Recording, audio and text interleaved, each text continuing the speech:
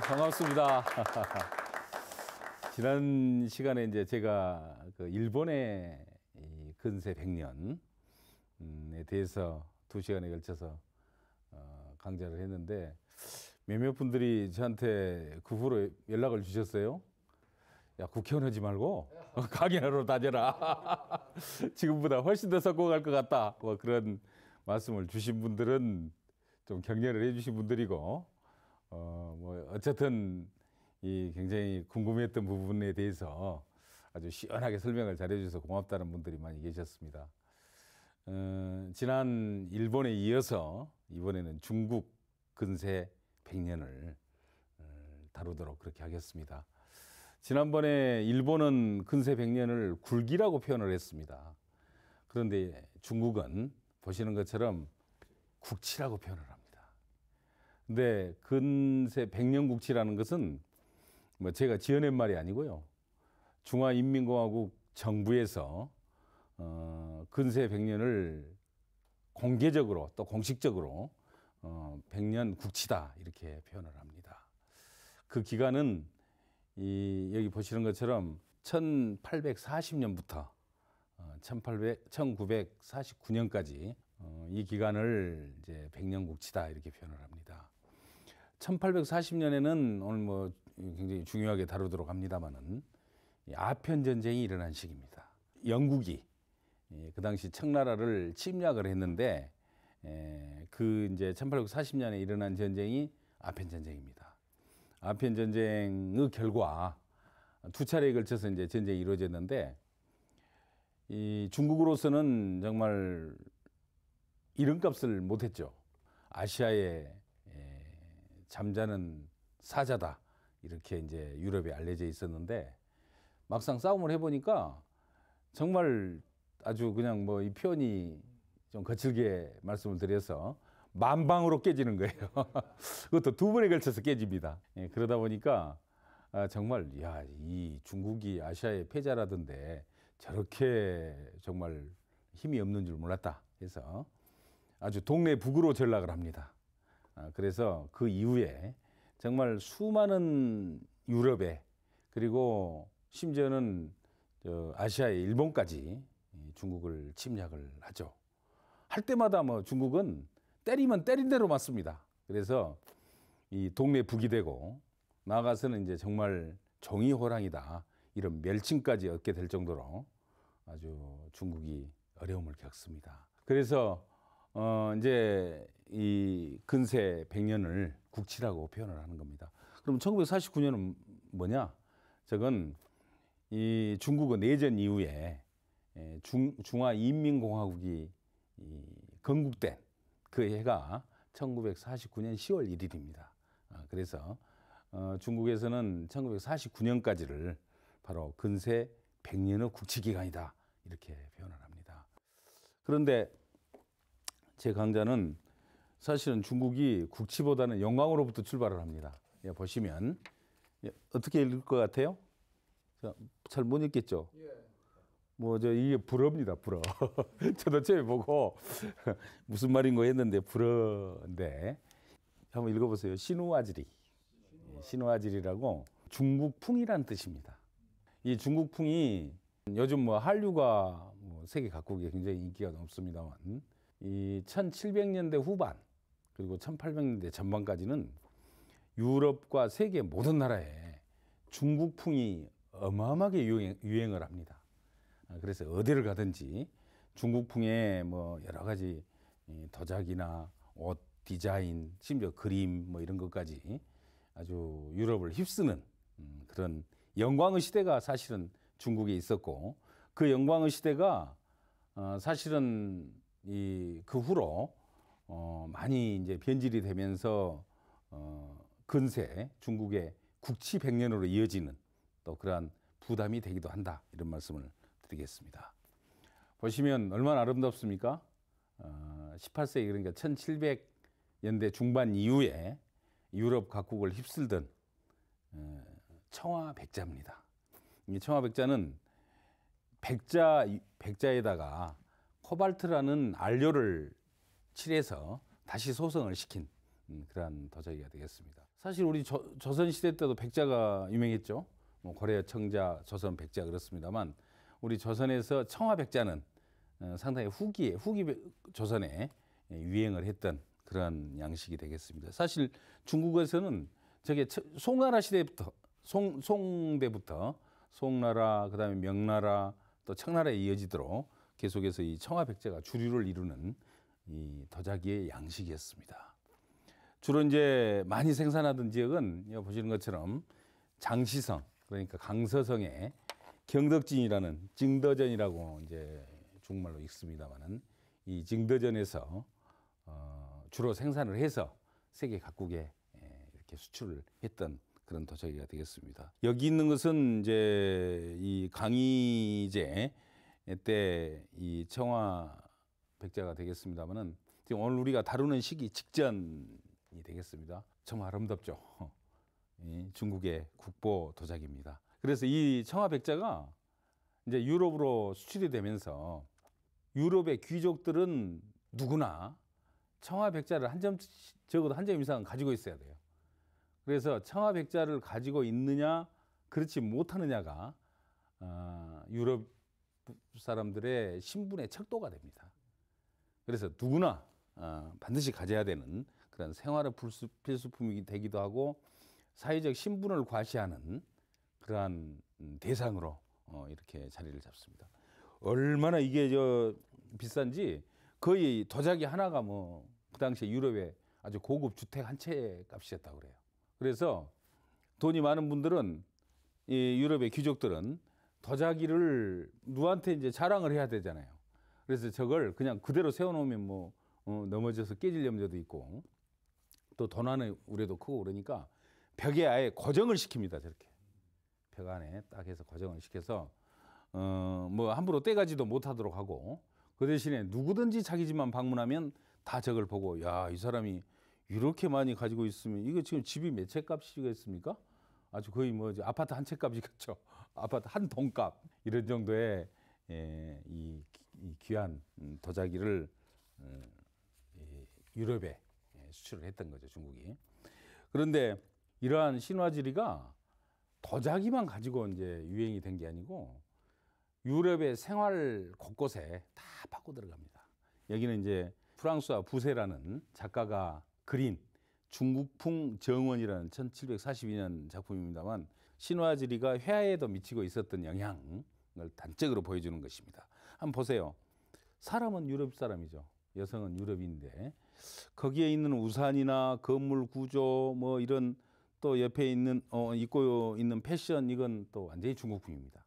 그래서 이런 정도로 거의 유럽 사회에 신화지리가 생활 속에 뿌리를 내리고 또 유행을 했다는 것을 보여주는 그런 역사적인 자료가 되겠습니다. 이제 그러다 보니까 정말 금보다 도자기가 더 귀해요. 그래서 유럽에서 각국들이 야, 우리도 도자기를 좀 만들어 보자 직접 이런 시도를 하게 됩니다.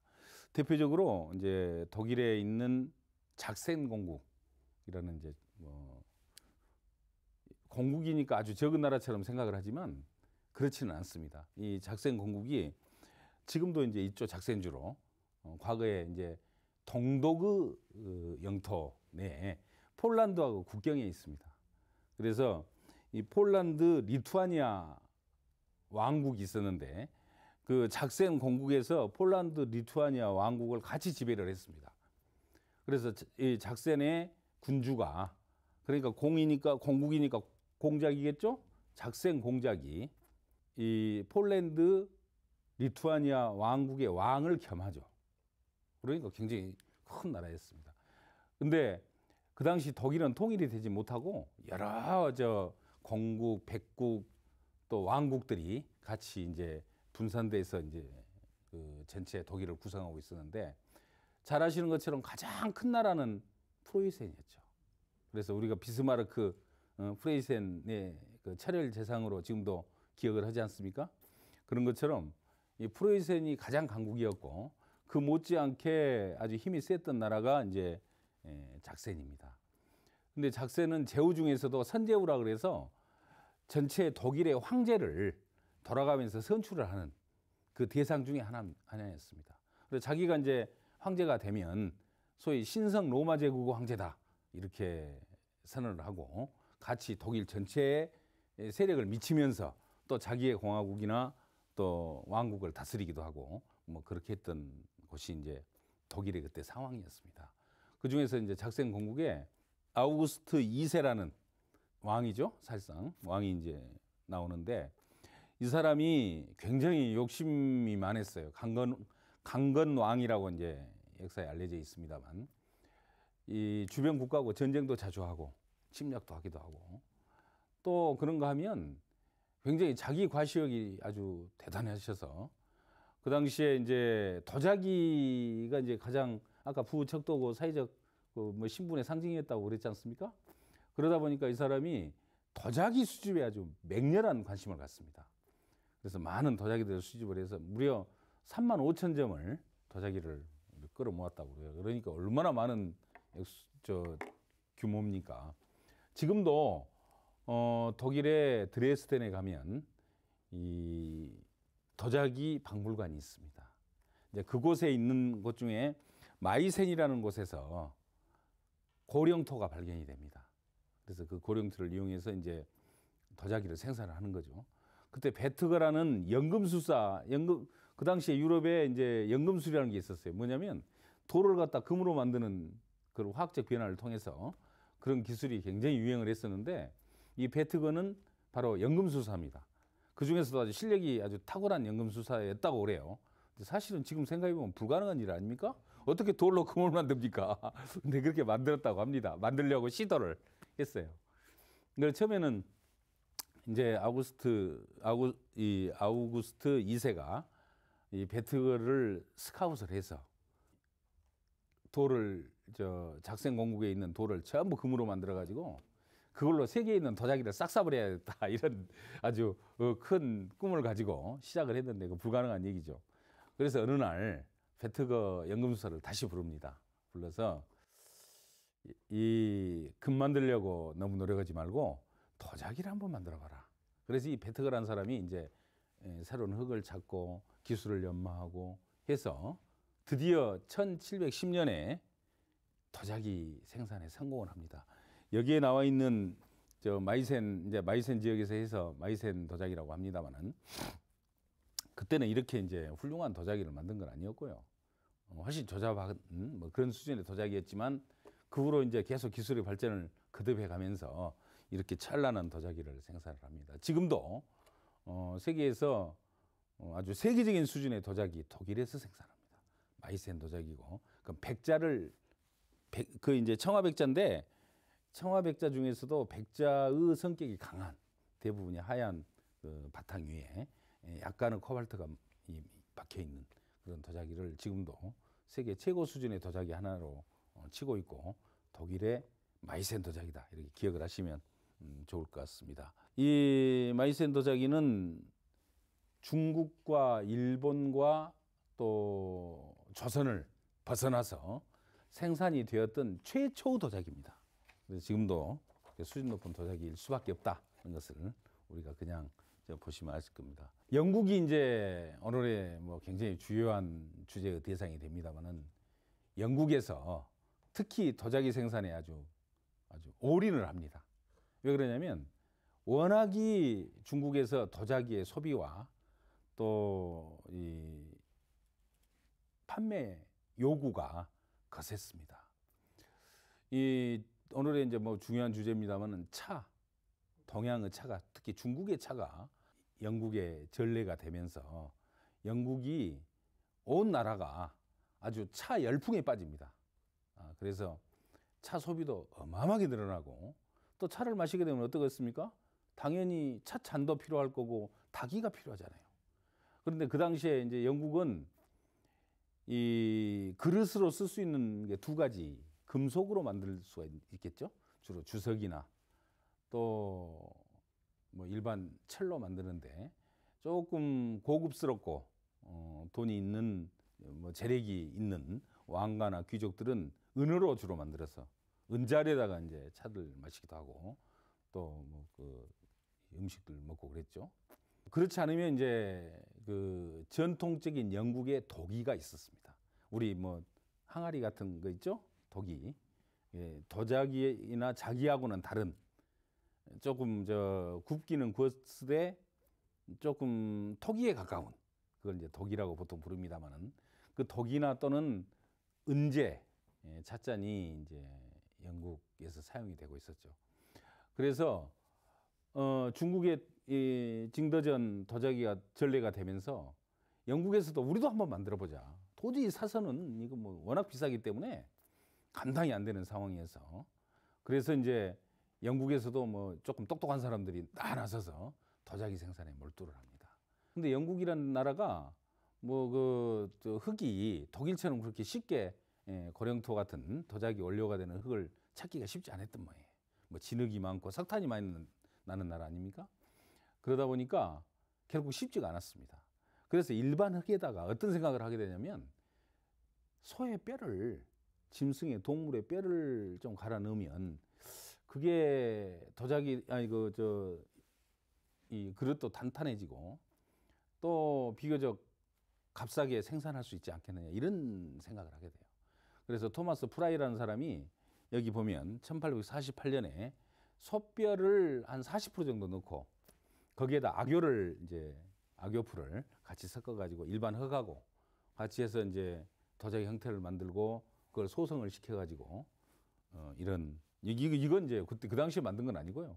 그 후에 이제 계속 기술의 진전이 이루어지면서 영국의 본 차이나가 저렇게 아름다운 도자기를 생산하게 됐습니다. 그래서 지금도 우리 생활자기와 이제 예술자기로 나누지 않습니까? 도자기를. 생활자기 세계 최고의 생산 기술을 갖고 있는 나라 영국입니다. 아까 저 독일은 뭐 못지않는 예술자기로서 이제 아주 뭐 명성을 날리고 있고요. 생활자기로는 단연 영국의 자기가 최고 수준을 보여주고 있습니다. 여기를 한번 보시면 그 후로 이제 아까 그 본 차이나가 이제 토마스 프라이에 의해서 1842년에 생산이 됐는데 몇 가지 문제점이 있었습니다.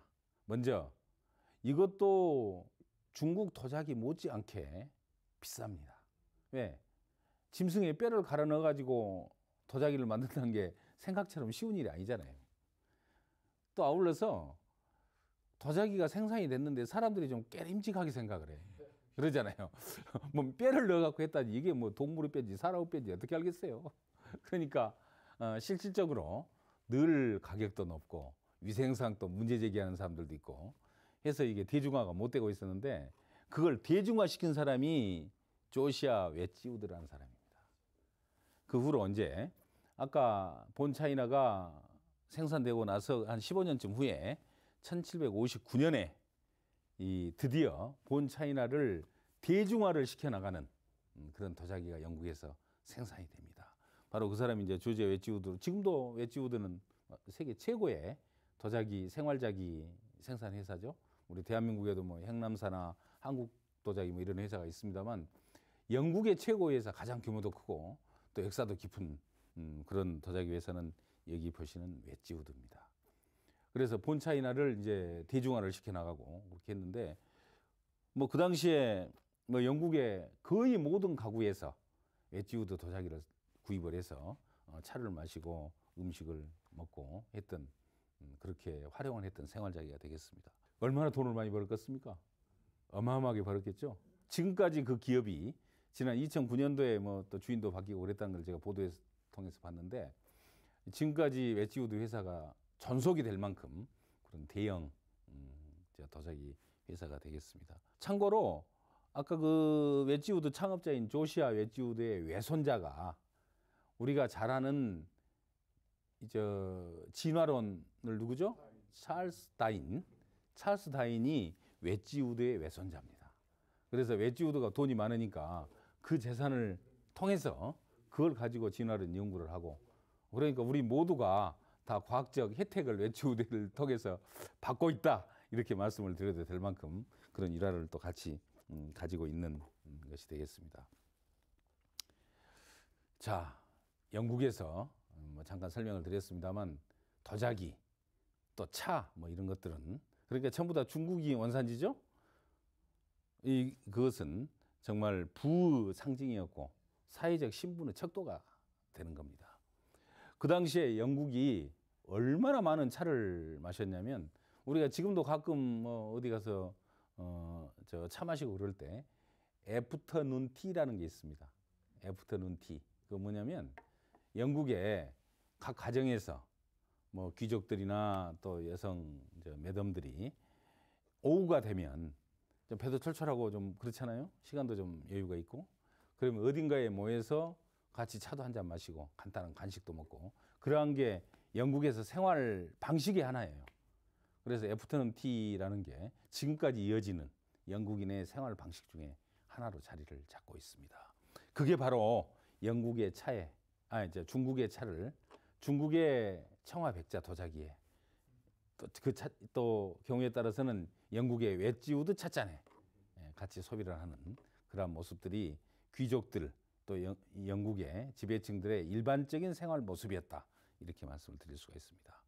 얼마나 많은 차를 마셨는지 1800년에 영국인 한 사람이 1년에 소비하는 홍차, 그때는 차는 주로 홍차였습니다만 홍차의 그 양이 357잔이었다고 합니다.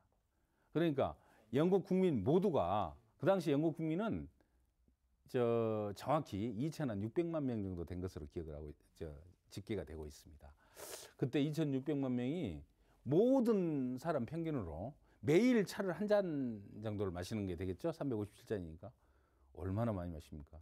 지금 우리가 커피 많이 먹는다고 그럽니다만은 커피를 매일 한 잔씩 빠지지 않고 1년 내내 먹는 분 많지 않아요. 근데 그 당시에 영국에서는 홍차를 그렇게 많이 소비를 했다고 그럽니다. 그러다 보면 어떻겠습니까? 그 많은 차를 중국에서 수입을 하면 얼마나 많은 재정 부담이 되겠습니까? 그 뭐 그저 뭐 중국이 차 주는 게 아니잖아요. 그런데 중국이 그냥 차를 주는 게 아니고 또 심통을 좀 부립니다. 여기 보시는 것처럼 이 광저우의 공행이라는 무역을 하는 지금 같으면 이제 우리나라 같으면 무역진흥공사 같은 게 되겠죠? 그런 무역공사에 공행이라는 기관이 있었는데 공행을 통해서만 중국의 차를 사갈 수가 있고 공행을 통해서만 중국의 도자기를 영국이 수입해 갈 수가 있는 거예요. 그러니까 공급량이 제한이 되면 어떻게 됩니까? 가격이 올라가죠. 그래서 영국에서는 중국산 도자기 하나를 사면 집 한 채 값이 날아가고 차 한 잔을 마시면 하루 종일 한 가족이 차 한 잔을 마시면 거의 뭐 그게 자기 하루 일당이 되는 그런 정도의 국민들이 부담을 하게 됩니다. 그렇지만 생활 속에 워낙 강하게 뿌리를 내리고 있기 때문에 계속 수입해야 돼요. 그래서 그 당시에는 이제 기축통화라는 게 지난번 일본 시간에도 말씀드렸습니다만 은이었잖아요. 그러니까 영국의 은이 어마어마한 양이 중국으로 이제 들어가게 되는 거죠. 그래서 도저히 안 되겠다 싶어서 그 당시에 이제 영국에서 중국에 직접 요구를 하게 됩니다. 중국의 황제에게 찾아가서 자, 이렇게 지나칠 정도로 우리가 무역 적자가 나고 있는데 영국이 좀 이 수출량을 중국에서 좀 늘려달라. 그래서 많은 양을 누구나 쉽게 차나 도자기를 사갈 수 있도록 좀 해달라고. 그렇게 해서 영국의 귀족 중에 하나인 조지 맥카트니 경이라는 분이 백작인데 이 사람이 1792년 8월에 영국을 출발해서 이제 중국을 향해서 갑니다. 근데 인도양으로 태평양으로 이제 가서 보니까 그 다음에 1783년 5월 달에 마카오에 이제 도착을 해요. 그래서 7월 달에 이제 지금 텐진 있죠? 산동반도에 텐진으로 가서 그 다음 달에 드디어 이제 북경에 베이징에 8월 달에 도착을 했습니다. 출발 1년 11개월 만에 중국의 근림 황제를 만나요. 조지 맥카트니가 만나고자 해요. 그런데 가서 보니까 또 그때 여름이잖아요. 피서를 갔어요. 어디냐면 거기서 깨 떨어진 허베이성에 있는 열하라고 우리 뭐 열하 일기를 통해서 기억하시죠? 조선시대 그 사신으로 갔던 박지원이라는 분이 열하일기를 이제 저술을 해서 지금까지 남겨져 있잖아요. 어디 가서 열하일기 말했더니 그분 지금까지 살아 계시나? 요즘 가끔 텔레비에 나오던데 이런 분도 계시더라고요. 그 박지원이 아니고 조선시대 박지원이라는 분, 그분 선자가 의사 박문수입니다. 예. 어쨌든 박지원이 그 열하일기를 남겼는데 그 열하가 아마 좀 산산한 산장이 있었던가 보죠. 거기에 근육왕제가 있다 그러니까 조지 맥카트니가 이제 그까지 찾아가요. 중요한 임무니까 가야겠죠, 당연히. 가서 황제를 만나려고 하니까 청나라 예법을 따르라 이렇게 얘기를 합니다. 청나라 예법이란 게 뭐냐면 이 무릎을 꿇고 3번 무릎을 꿇고 9번 머리를 조아리는 3개 고구례라고 그러죠. 3개 구고례 그렇게 얘기를 합니다. 이게 3번 좀 제가 써서 구, 고두 3개라는 것은 3번 무릎을 꿇을 개자거든요. 그리고 9번 두드릴 고자입니다. 그러니까 3개 구고두 머리를 두드린다. 그래서 인조가 이제 삼전도 굴력도에 보면 뭐 3번 일어서서 9번 한 번 일어설 때 3번씩 때리는 거죠, 머리를. 예? 그냥 쉽게 이제 표현해서 요즘 젊은 사람 표현대로 대가리 막는 거예요. 9번을 막으니까 이마가 깨져가지고 피를 짤짤 흘리잖아요, 인조대왕이. 뭐 그런 모습이 있는데 어쨌든 이걸 해라고 그래요. 그러니까 그래도 조지 맥카트니 의경이 영국의 귀족인데 나는 건융제, 그러니까 청나라 황제의 부하가 아니요, 나는 영국 왕의 부하입니다. 그러면서 거부를 합니다. 그럼 안 만나주겠다. 그러니까 이제 서로 티격태격 하다가 합의를 봐요. 어떤 합의를 보냐, 이 그림을 보시면 이 조지 맥카트니 경은 무릎을 꿇고 3번 무릎을 꿇습니다. 이게 3번 일어섰다가 무릎 꿇고 그 대신에 인사를 세 번씩, 그러니까 9번 하겠죠? 그래서 3번 무릎 꿇고 9번 인사를 하는 그런 법으로 하고, 그 대신에 청나라 황제 뒤에 이 그림에는 정확히 잘 안 나옵니다만은 뒤에다가 영국 국왕의 그림을 걸어놓고 영국 왕을 향해서 하면서 그 인사를 청나라 건융제가 받는 격으로 그렇게 합니다. 그렇게 해서 이제 만나주고 국서를 전달을 합니다. 이제 영국 왕의 국서를 건융제한테 전달을 했는데 그 내용이 뭐였냐면 청나라의 섬 하나를, 조그마한 섬 하나를 아예 무역항으로 개방을 해서 그걸 영국한테 할량을 해주면 영국이 관리를 하면서 거기다 무역항을 꾸미겠다.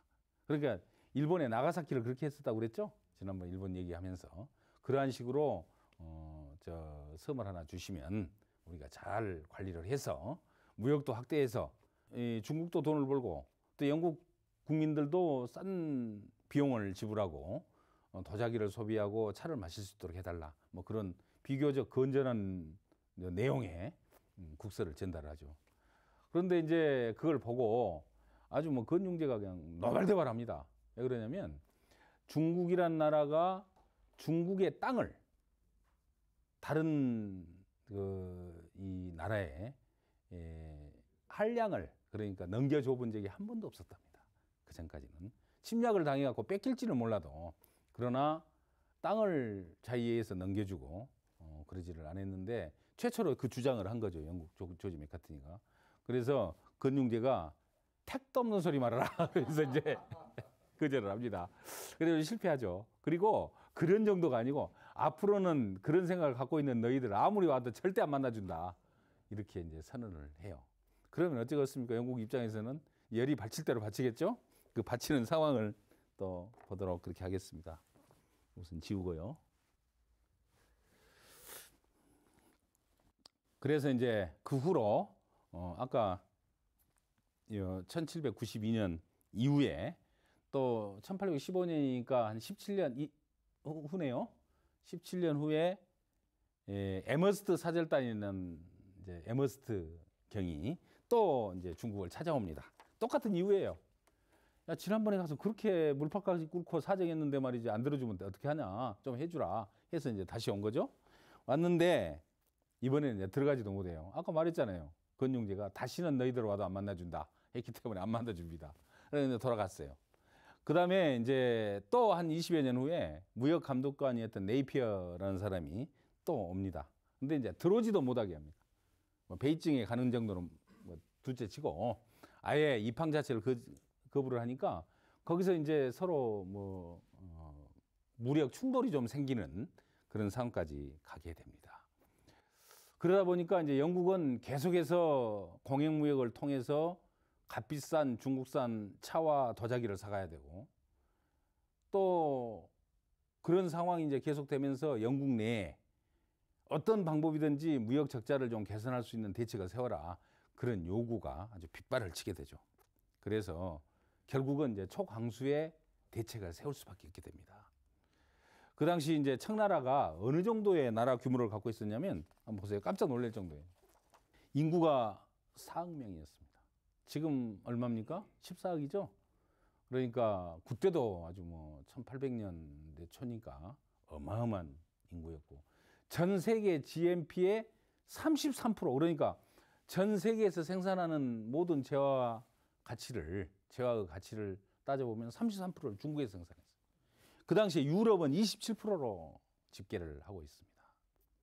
그러면 중국의 인구가 이 4억이었는데 그 당시에 유럽 전체의 인구는 어느 정도나 됐을 것 같습니까? 2억 2천이었답니다. 그래서 제가 쭉 자료를, 그 당시 이제 1820년대 자료입니다. 그걸 찾아보니까 프랑스 인구가 가장 많았어요. 3,100만 명이었습니다. 프랑스가. 그다음에 두 번째로 많은 나라가 독일. 아까 독일은 여러 왕국 또 공국으로 나눠져 있다고 그랬죠. 거기가 2,500만 명. 두 번째. 세 번째가 이태리가 2천만 명이었습니다. 그리고 네 번째 영국이, 죄송합니다. 영국이 세 번째네요. 영국이 2,100만 명. 그 다음에 이태리가 2천만 명. 그 다음에 스페인이 1,200만 명. 그 외에 이제 러시아는 좀 컸어요. 러시아는 그때 통일된 나라가 아니고 많은 개수를 헤아릴 수 없을 정도의 많은 나라로 나눠져 있었는데, 그때 약 5천만 정도가 된 것으로 그렇게 돼 있어서 전체적으로 유럽 인구는 2억 2천만 정도였습니다. 그러니까 중국 인구의 한 절반 조금 넘는 정도가 있었고, 중국과 이제 결국 1차 아편전쟁 때 영국이 싸우잖아요. 그러니까 20대 1의 인구 차이를 가지고 1대1로 붙은 겁니다. 그러면 어디가 이기겠어요? 큰 데가 이기겠죠. 4억짜리가. 근데 졌습니다. 보시기 바랍니다. 자, 이제 중국이 18세기까지는 이제 이 정도 끝내고요. 이어서 근세 중국을 만든 사람들이라는 이제 이름으로 7명의 중국인들이 쭉 이름들이 나열이 돼 있습니다. 오늘 첫 시간은 흠차 대신 린쩌시까지만 합니다. 하고, 그 다음에 예수 동생 홍수치안과 권력 화신 서태후를 그 다음 시간에, 마지막에 배신자 유안스카이, 중국의 국부 순환, 그리고 중국 역사 최후의 라이벌 장제스와 마오쩌둥을 다루도록 하겠습니다. 그럼 흠차 대신에 대해서, 린쩌시에 대해서 시작을 합니다. 아까 영국이 정말 어마어마한 무역 적자 때문에 고통을 받게 되었다고 그랬죠. 그래서 영국에서는 이제 여러 가지 방안을 연구를 하다가 기가 막힌 묘수를 생각해냅니다. 그게 이 인도가 이제 영국의 산하예요. 영국의 식민지였어요. 영국은 왕이죠. 그런데 영국을 제국이라고 말하잖아요. 제국이란 건 이제 뭡니까? 엠페러. 그러니까 황제가 지배하는 나라, 황제가 다스리는 나라를 제국이라 그러잖아요. 근데 왜 대영 제국이라고 부르는지 잘 모르실 겁니다.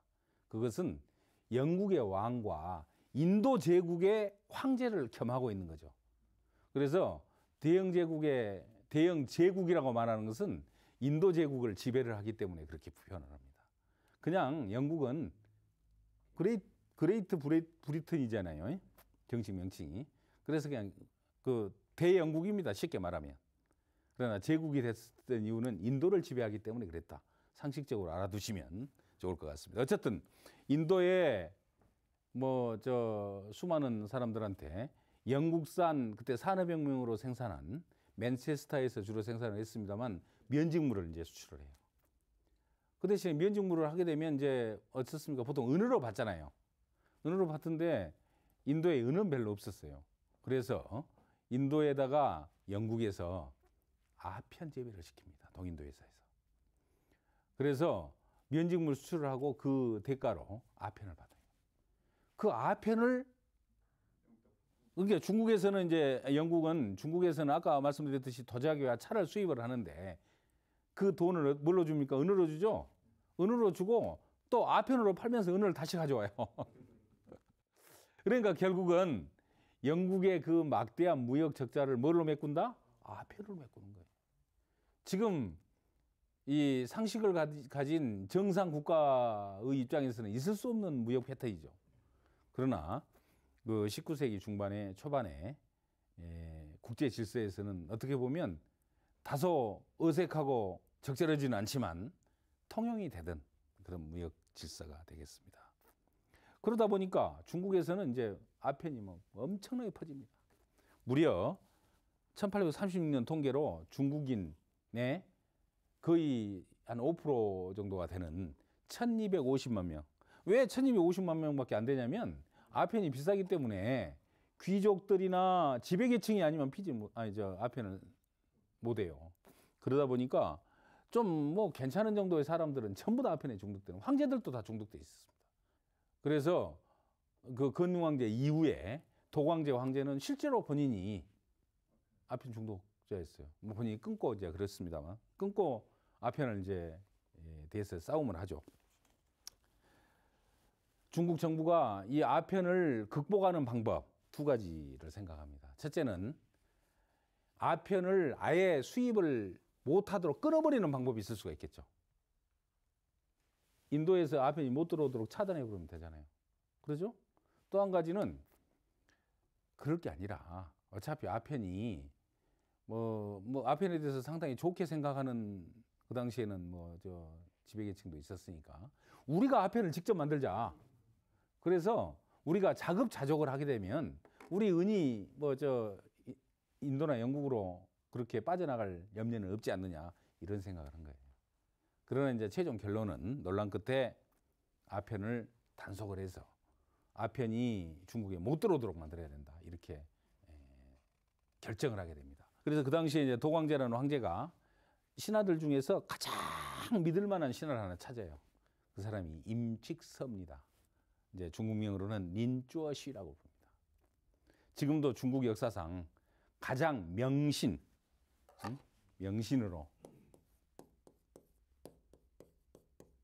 명신의 상징이죠. 명신의 상징. 최고 신하. 흠차대신이라는 건 뭐냐면 황제가 주는 특별한 임무를 수행하는 신하 대신 흠차대신인데 1838년에 린쩌시를 흠차대신으로 임명을 합니다. 그래서 이제 린쩌시가 주로 아까 공행이 어디가 있었다고 그랬습니까? 광주에 있었죠. 광주 지금. 광주에 이제 파견이 돼서 옵니다.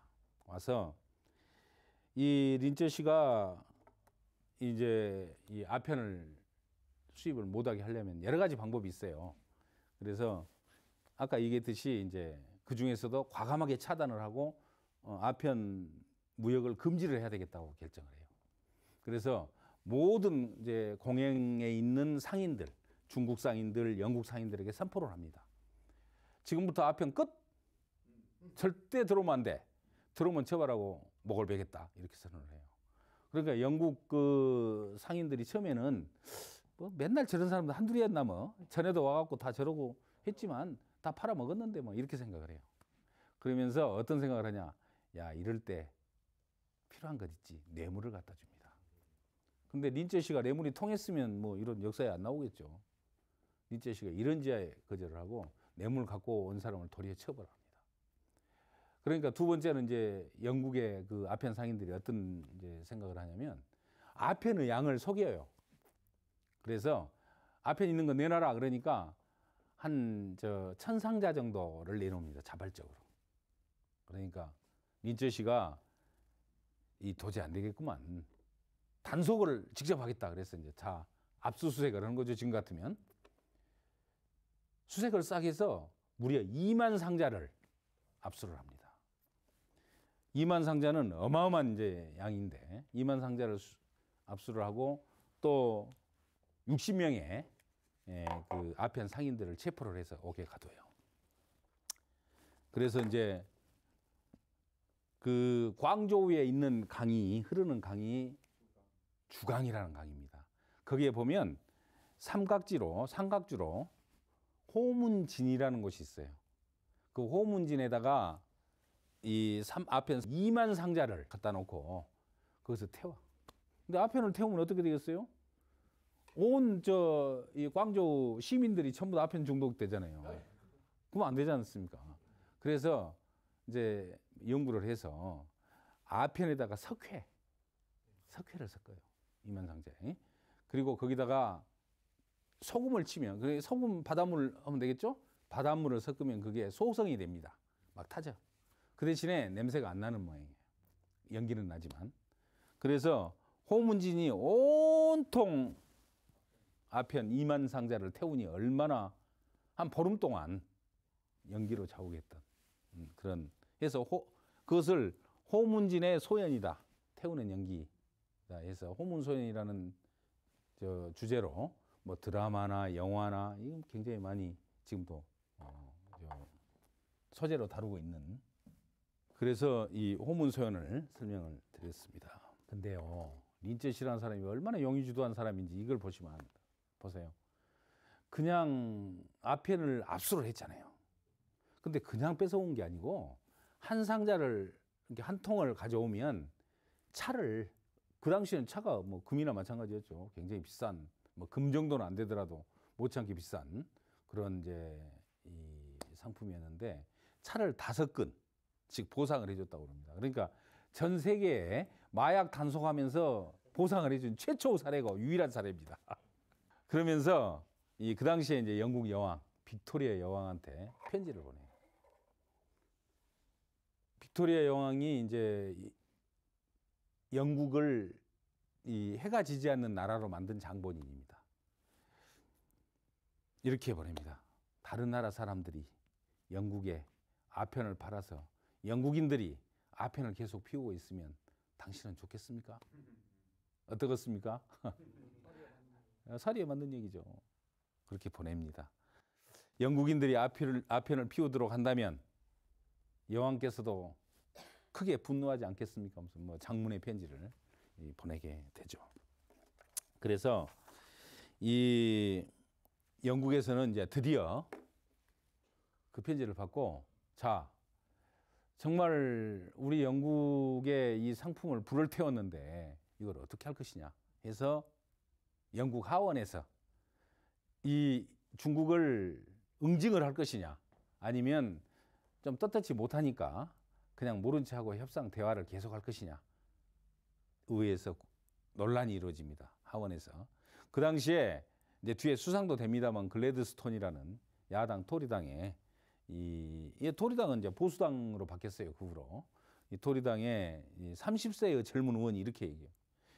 이런 전쟁을 한다면 이건 우리 영국 역사에 영원한 불명예다. 해서는 안 됩니다. 라고 주장을 합니다. 옳은 소리 했죠? 그런데 그 당시에 외무부 장관이었던 파머스톤 이 사람은 아편이 알고 봤더니 술보다 훨씬 독성이 적다. 아 술은 팔면서 아편을 못 파는 말이 되겠냐 하면서 도리어 외무부 장관은 아편 전쟁을 해야 된다고 얘기를 합니다.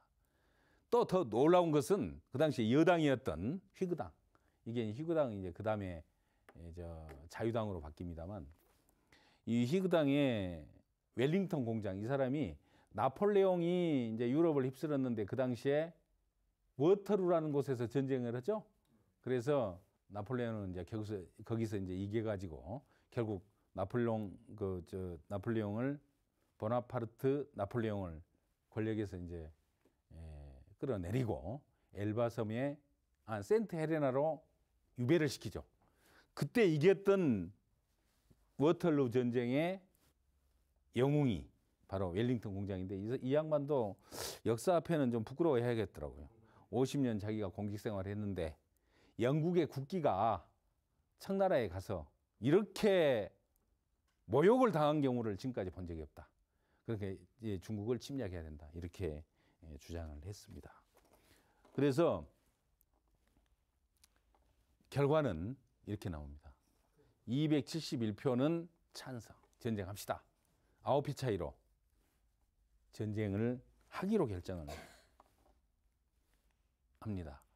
그래서 드디어 아편 전쟁이 1840년도에 시작이 됩니다. 근데 아까 그 흠차 대신은 누구였습니까? 임칙서 린쭈엇이라는 사람이었죠. 그 사람이 철저 방어를 해요. 영국군이 왔는데 보니까 너무 진영이 철저하게 짜여 있는 거예요. 그래서 광저우로 가야 되잖아요. 광저우로. 그 침략을 해야 되는데, 거기 공격을 해야 되는데, 그리 공격을 않고 그냥 그대로 두고 북상을 합니다. 그래서 난징을 거쳐가지고 텐진까지, 텐진은 베이징하고 얼마 안 떨어진 거리죠? 저 지도를 보시면 텐진까지 올라가요. 그러니까 아주 청나라가 겁을 먹고 왜 그러냐고 이제 사신을 보내서 말을 하니까 린쭈엇이가 이렇게 우리 아편을 태워버렸는데 화가 나서 견딜 수 없어 우리가 침략을 했다 하니까 린쭈엇이를 파면을 합니다. 그리고 자기 왕족이었던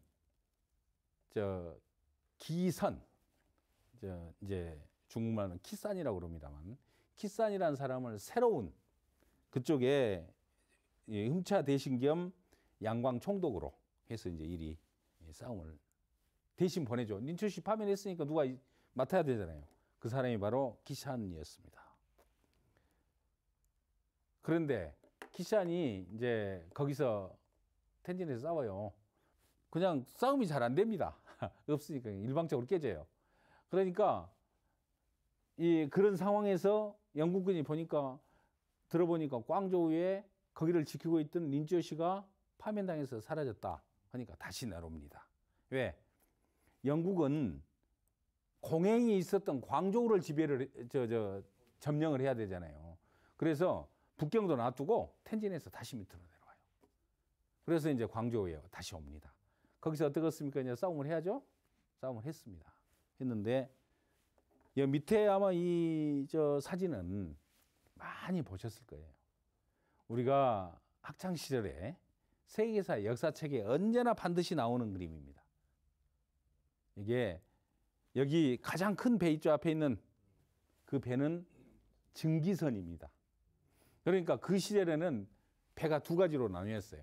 바람을 통해서 동력을 받고 나가는 범선이 있고 내연기관, 석탄이나 장작을 떼가지고 그 내연기관으로 추진력을 얻어가지고 운항을 하는 기선이 있었습니다. 근데 요 네메시스호라고 영국의 배는 철갑선이에요. 그러니까 우리 거북선처럼 쇠로 다 방어가 되고 거기에 운송 수단은 당연히 뭐겠습니까? 증기로 합니다. 동력을 받아서. 중국은 정크선이라고 표현을 하는데 목조 범선이었어요. 그러니까 차원이 틀린 거예요. 쉽게 말해서 석기시대 인간하고 철기시대 인간하고 같이 전쟁을 한 거나 마찬가지입니다.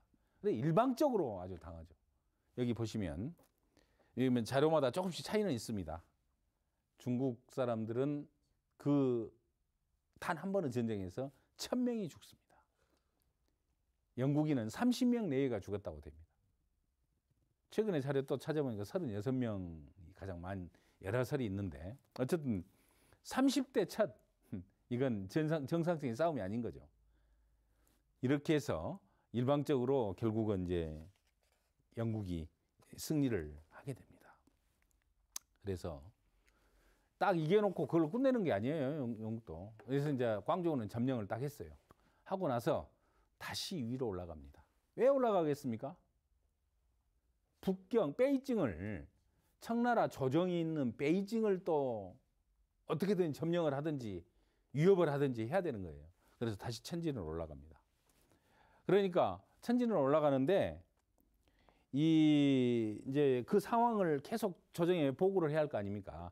누가? 그 당시 총독이었던 기산이 보고를 하는데 이렇게 보고를 합니다. 영국인들이 왔는데 우리가 좀 적절하게 손을 봐줬습니다. 근데 우리도 좀 피해는 봤습니다. 피해 구체적인 얘기는 않고 허위 보고를 계속합니다. 그러니까 이 도광제라는 그 당시에 이제 청나라 황제였는데 이 양반은 청나라가 계속 이기고 있는 줄 알아요. 그래서 그런 상황 속에서 결국은 이제 계속 그 영국패가 올라오니까 키시안 총독이 협상을 하게 됩니다. 협상을 하는데 협상을 해서 영국을 이제 어떻게든지 뭐 협상을 통해서 침략하지 못하도록 해야 되겠죠? 어떻게 했냐? 배상하겠다. 아편 태운 것에 대해서 배상을 하겠다는 것과 함께 또 너희들이 주는 조건을 가지고 우리가 검토해서 잘 처리하겠다 이런 취지로 이제 협상을 합니다. 그래서 이렇게 협상을 했습니다라고 조정에 또 보고를 해요. 그러니까 황제가 여태 이긴다 그러더니 무슨 소리를 하고 있냐. 그 오랑캐들 여비 좀 두둑하게 줘서 보내라. 이렇게 또 지시를 하면서 협상 결과를 인정을 않습니다. 그럼 영국이 가만히 있겠습니까? 또다시 이제 말하자면 계속 공격을 하는 거예요. 그래서 상하이를 거쳐가지고 텐진 바로 아래에 있는 난징까지 점령을 합니다. 그때서 이제 사태를 정확히 알고 키시안을 그 기선을 또 파면을 시켜요. 그리고 기선이 갖고 있는 집안의 전 재산을 몰수를 합니다. 그리고 귀환까지 보냅니다. 그러니까 청나라가 나라로서 기능을 그러니까 공식 정부로서 기능을 제대로 못하는 거죠. 그렇게 해서 다시 이제 정식으로 난징 조약을 체결을 해. 그 난징 조약이 이겁니다. 홍콩을 영국한테 99년 동안 한량 넘겨주겠다. 최초로 중국의 영토를 공식적으로 외국에 빼앗기는 그 사례가 바로 홍콩 사례입니다. 그다음 배상금은 은으로 말하자면 아까 2만 상자의 아편값 다 물어줄란다. 결국 그렇게 합니다. 그리고 광저우 외에도 4개 항을 더 개항하겠다. 광저우 바로 위에 있는 샤먼은 잘 아시죠? 바로 대만 맞은편에 있는 닝보 영파를 말합니다. 절강성에 있습니다. 푸저우, 그다음에 복주, 그다음에 상하이 이 5개 항을 개항을 하게 됩니다. 그 후로 린저 씨는 어떻게 좀 궁금하시죠? 죄송합니다. 다 목을 베놓고 결국은 린저 씨밖에 없다 하니까 다시 복귀를 시켜요. 그런데 부임하러 가다가 죽습니다. 응? 스트레스 받아서 돌아가신 것 같아요. 2차 아편전쟁이 또 일어납니다. 여기는 2강 때 여기서부터 시작을 하도록 하겠습니다. 우선 1강을 들어보시니까 어떻습니까? 중국 입장에서는 억울하기는 하지만 나라를 어떻게 지켜야 되는지 우리가 다시 한번 생각하는 그런 시간이 되었을 걸로 생각합니다. 고맙습니다.